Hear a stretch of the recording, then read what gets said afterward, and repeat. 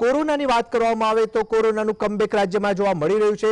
તેને લઈને મહત્વપૂર્ણ સમાચાર આવી રહ્યા છે। ગુજરાતમાં કોરોનાના કેસોમાં વધારો જોવા મળી રહ્યો છે। રાજ્યમાં કોરોનાના નવા 68 કેસ નોંધાયા છે। મહત્વપૂર્ણ સમાચાર કોરોના મહામારીને લઈને રાજ્યમાં કોરોનાના 265 એક્ટિવ કેસ નોંધાયા છે। પગ પેસારો તો ધીમે ધીમે કોરોનાનો વધી રહ્યો છે। આ સાથે જ વાત કરવામાં આવે તો 265 કુલ કેસનો આંક જોવા મળી રહ્યો છે, જેમાંથી 11 દર્દીઓ હોસ્પિટલમાં અત્યારે દાખલ છે।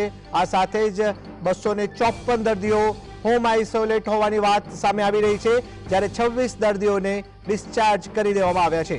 કોરોનાની કપરી સ્થિતિનું નિર્માણ ન થાય તે માટે દરેક જિલ્લાઓએ હોસ્પિટલમાં એક અલાયદો વોર્ડ તૈયાર કરી દીધો છે।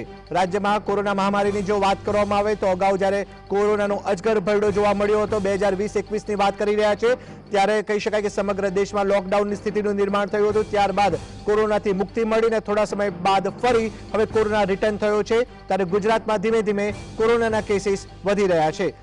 સૌ લોકોએ પણ કોરોના ગાઈડલાઈનનું પાલન કરવું પડશે, એ તંત્ર દ્વારા પણ અપીલ કરવામાં આવી છે।